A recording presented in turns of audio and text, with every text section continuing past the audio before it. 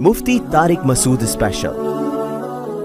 حضرت حسین ابن علی رضی اللہ عنہ کا یہ قول سوشل میڈیا پہ لوگ شیئر کر رہے ہیں کہ زنا ایک قرض ہے، جس نے کیا اس کے گھر والوں سے ادا کیا جائے گا۔ کیا یہ بات شرعی لحاظ سے درست ہے؟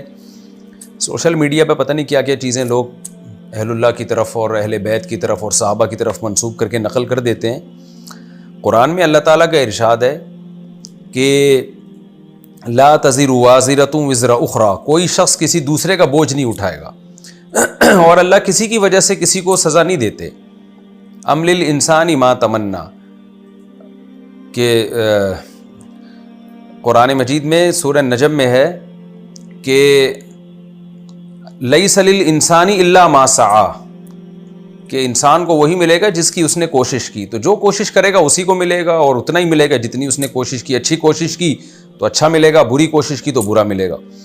تو ہمارے ہاں یہ بہت مشہور ہو گیا ہے کہ جو زنا کرتا ہے تو اس کا بدلہ اس کی بہن یا بیوی یا ماں کو معاذ اللہ یا خاندان کی عورت کو چکانا پڑتا ہے۔ یہ غلط ہے۔ اگر ایک شخص زانی ہے اور اس کی بیوی پاک دامن ہے تو انشاءاللہ وہ پاک دامن ہی رہے گی۔ اگر ایک شخص برائی میں مبتلا ہے اور اس کی بیٹی پاک دامن ہے تو انشاءاللہ اس کی بیٹی پاک دامن ہی رہے گی، اس کی بہن پاک دامن ہی رہے گی۔ ایسا اللہ نہیں کرتے کہ ایک کے جرم کا بدلہ دوسرے کو دے دیں اللہ تعالیٰ۔ البتہ یہ بات اپنی جگہ درست ہے کہ جب گھر میں مرد پاک دامن نہیں ہوتا تو اس کے برائی کی نحوست اور بے برکتی دوسرے پہ پڑتی ہے۔ اس طور پہ پڑتی ہے کہ جب باپ فار ایگزامپل زنا کرتا ہے تو بچوں کے دل میں نا زنا کی برائی کم ہو جائے گی، وہ سوچیں گے یار ہمارا باپ یہ کام کرتا تھا، تو بیٹے بھی ہو سکتا ہے یہ سوچ کے اس زنا کی طرف جائیں، بیٹیوں کے دل سے بھی برائی کم ہو جائے، کیونکہ جب وہ دیکھیں گے کہ یہ ایک خاندان کا سربراہ غلط کر رہا ہے تو اس سے غلط چیز کا غلط ہونے کا کانسیپٹ دماغ سے نکل جاتا ہے۔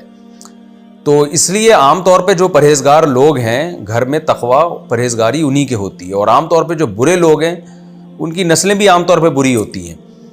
تو وہ اس لیے نہیں ہوتی کہ اللہ نے ان کو زبردستی اس قرضے کا چکانے اللہ نے ان کے ذمہ لگا دیا ہوتا ہے کہ اب یہ قرضہ تم چکاؤ گے، نہ بلکہ اس لیے کہ انہوں نے اپنے باپ دادا کو ایک برائی میں دیکھا ہوتا ہے تو وہ اس سے مانوس ہو جاتے ہیں۔